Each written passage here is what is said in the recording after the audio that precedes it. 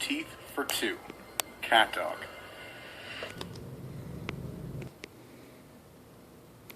Most shows on this list have been aimed at kids around. Limbo, also often referred to as Nobody, was unveiling scary moments from time to time. What about a show aimed at preschoolers like Sesame Street?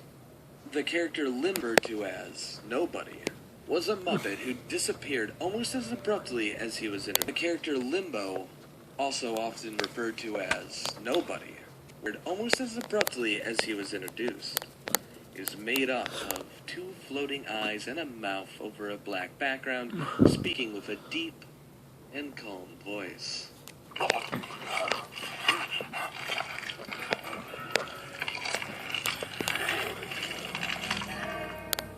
Cat Dog.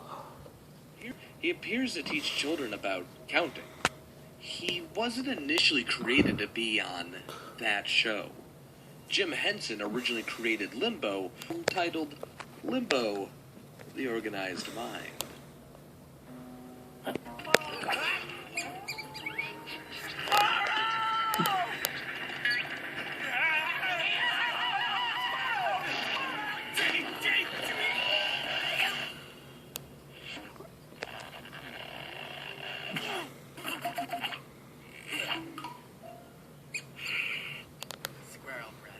Where the character talks about the human subconscious over images of fog and cockroaches. Why he made the switch to Sesame Street is beyond us. Maybe Henson doesn't want his puppets to go to waste. It is pretty cool. I, however, do not think that this is something that's staring into their souls.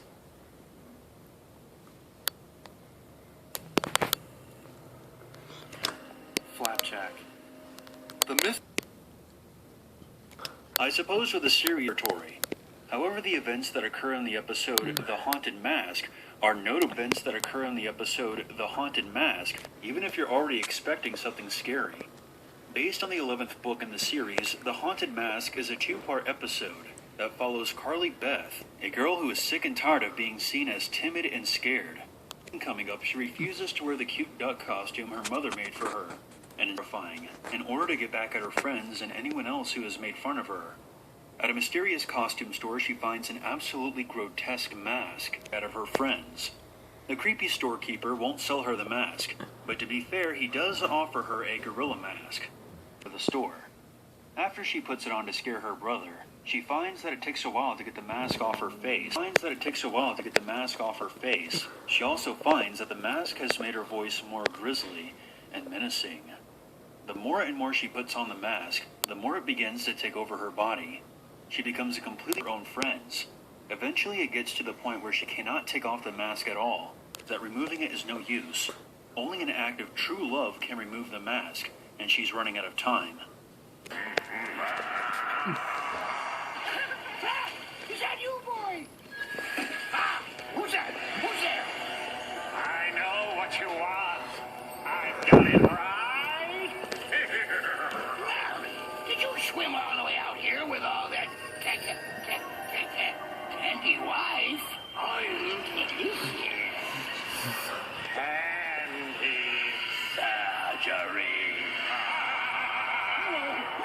surgery. No surgery. It's okay, Cap. Mid-air, and then chase her out to a nearby cemetery.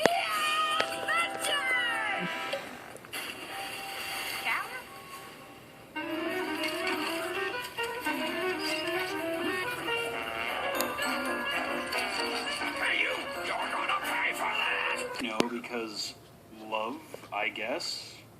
Earlier that evening, she buries it in the same cemetery that the masks have chased her to. Creepy that the evil, floating, disembodied masks that are chasing her get scared off. Father gets his hands on it and puts it on, and the horror begins anew. Someone stuck on you, sucking the life out of you.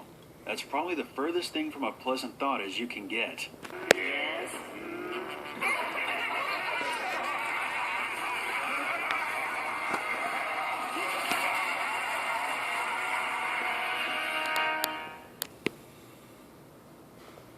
Murphy. From Captain Planet on this list.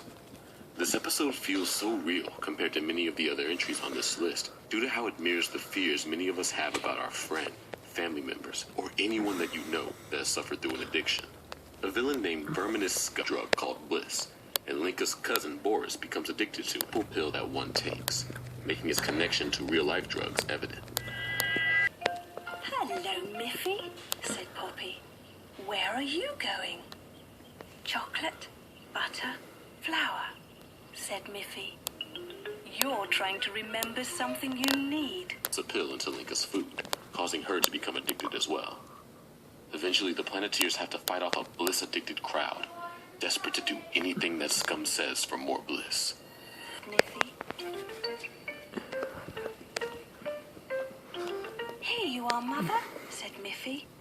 Here is the vanilla cream. During the chaos, Scum gives Boris a whole bottle of bliss in exchange for killing the Planeteers. He promptly downs half the bottle and overdoses, dying almost immediately. I can make some wonderful birthday ice cream.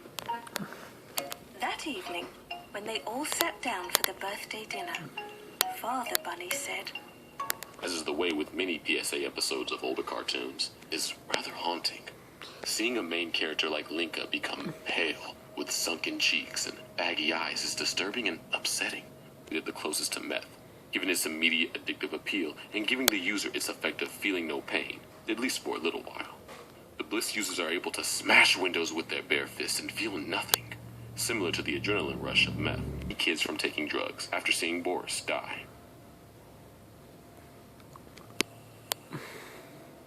Ed's Nightmare, Rocko's Modern Life. Rocko's Modern Life is one of Nickelodeon's most surreal and zany shows of the 90s. Commonplace in animation. The more disturbing and terrifying aspects. In the episode Keeping It Together, we are entering the episode Keeping It Together, disgusting creature, looking for more gems in order to complete themselves. Upon seeing them for the first time, Garnet has an emotional breakdown, stating that Frank, get away from me. very educational. essentially rape. This has increased her. The final product of the gem mutants. This is made up of thousands.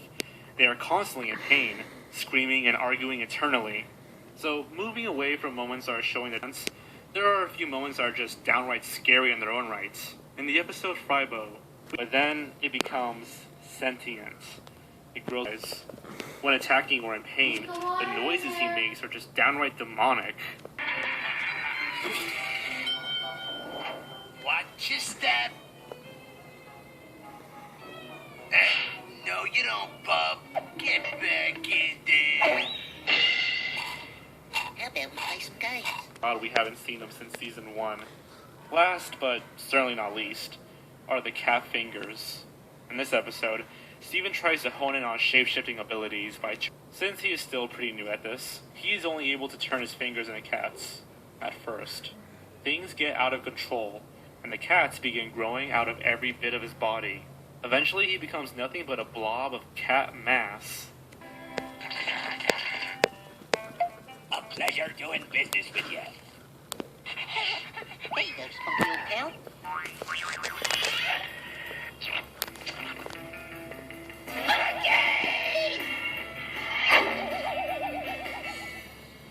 Excuse me, sir. Just disturbing. Even Steven sounds mortified. Since then, Steven hasn't really messed around with shape-shifting anymore. And that's Mr. Bighead, it's not what you think. I mean, I was, and she, but I, and,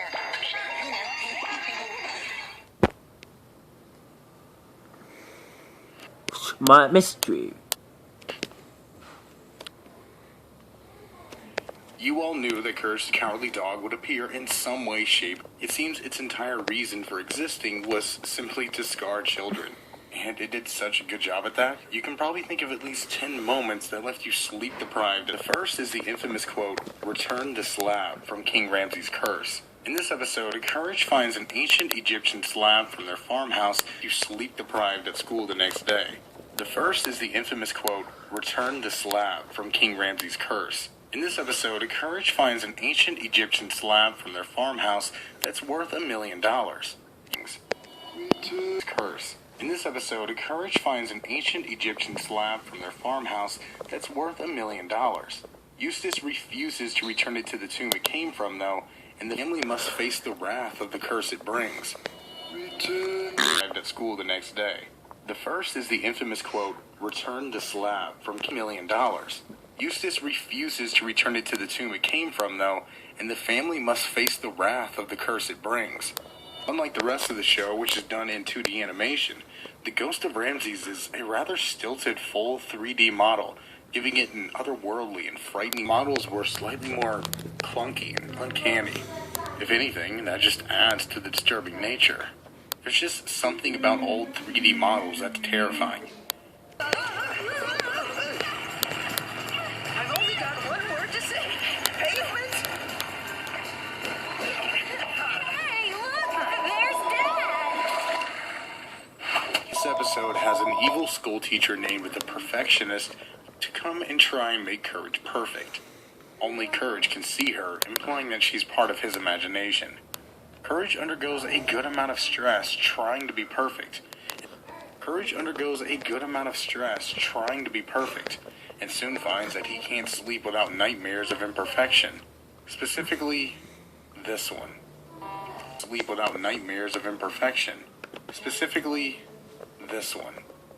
CGI wasn't what we know now, so the models were slightly more clunky and uncanny. If anything, that just adds to the disturbing nature. 3D models, that's terrifying. And speaking of old 3D models, our next entry comes from the series finale, Perfect. This episode has an evil school teacher named the Perfectionist to come and try and make Courage perfect. Great. Is it Monday yet? Courage undergoes a good amount of stress trying to be perfect, and soon finds that he can't sleep without nightmares of imperfection. Specifically, and perform on this list, it seems its entire reason for existing was simply to scar children. $1 million. Eustace refused in 2D animation. The Ghost of Ramses is a rather stilted full 3D model, giving it an otherworldly and frightening appearance. So the models were slightly more clunky and uncanny. If anything, that just adds to the disturbing nature. There's just... No, Diana. Remember that. You're right, John. Gotta be strong.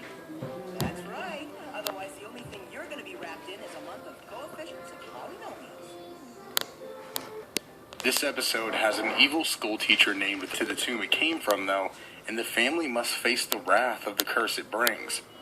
Like the rest of the show, which is done in 2D animation, the Ghost of Ramses is a rather stilted full 3D model, giving it an otherworldly and frightening appearance. This episode has an evil school teacher perfectionist to come and try and make Courage perfect. Only Courage can see her, implying that she's part of perfection. Specifically, this one. Kidding? This is the coolest place ever. Yeah, I guess a slimy, gross, disgusting is your definition of cool. What else is there,